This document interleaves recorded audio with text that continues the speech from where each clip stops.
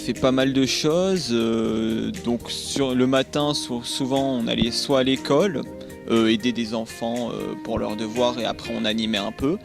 On allait faire des visites aussi dans différentes familles, on alternait en fait, on changeait. C'était 2 semaines à Beyrouth, en périphérie de Beyrouth, dans le quartier de Bourj Hamoud.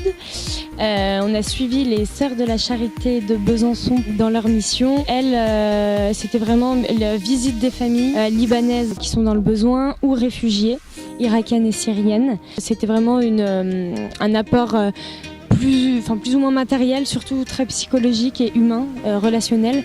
Donc ça consistait juste à aller les voir, leur montrer qu'on était présent, qu'on pensait à eux, qu'on se préoccupait de leur existence. Et même si ça passait aussi par des missions matérielles, peinture, bain à des personnes handicapées, organisation de jeux, cours de soutien scolaire aux enfants.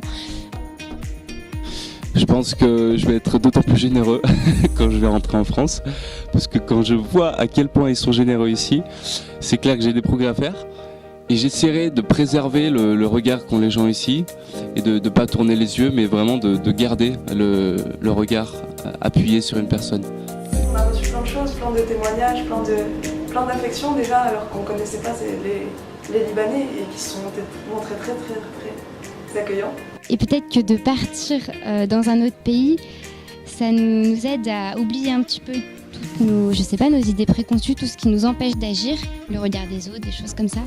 Et quand on revient, on est un peu plus soi-même, on est un peu plus débarrassé des clichés, voilà.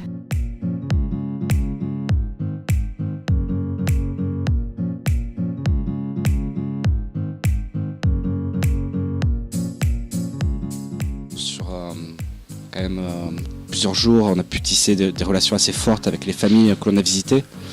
Nous, garçons, nous étions à côté d'une famille syrienne dont le père de famille était un peu notre ange gardien. Et ce qui m'a le plus touché, c'est l'aide qu'il nous a proposé d'offrir lorsqu'on lui a parlé de notre projet de repeindre une chambre. Alors sachant ce que le Liban et la Syrie, les troubles que ces deux pays ont traversés, c'est une image marquante que de voir réfugiés syriens aider une famille libanaise. La foi des chrétiens ici est quand même, c'est dingue. Ils ont une maturité au niveau intellectuel et au niveau de la foi aussi. On a été dans une paroisse extrêmement dynamique. On voit des jeunes de 17 ans prendre en charge une pièce de théâtre, écrire la pièce de théâtre, tout mettre voilà. Et c'est vraiment juste par conviction personnelle, par foi. Ces gens qui ont pas grand-chose sont toujours heureux et ils ont une onde positive sur nous. On est très très content de rencontrer ces jeunes pleins d'enthousiasme. Ils savent qu'est-ce qu'elles viennent et ils viennent faire. Ils nous ont vraiment appris cet engagement plein d'émerveillement. Ils ont été auprès des pauvres vraiment avec un penchement qui nous a trop touchés. Et nous avons expliqué que parmi les pauvres, il faut être pauvre parmi les pauvres. Et puis être la voix de ceux qui n'ont pas de voix. Et ils ont été bouleversés. Et nous, par leur attitude, ils nous ont mis en question. Donc à travers leur vraiment enthousiasme, leur cœur plein de bonté, on a pu recheminer ensemble auprès de toutes les personnes dans l'Église et hors de l'Église, mais vraiment au nom de l'Église, redevenir des témoins, les témoins de la charité.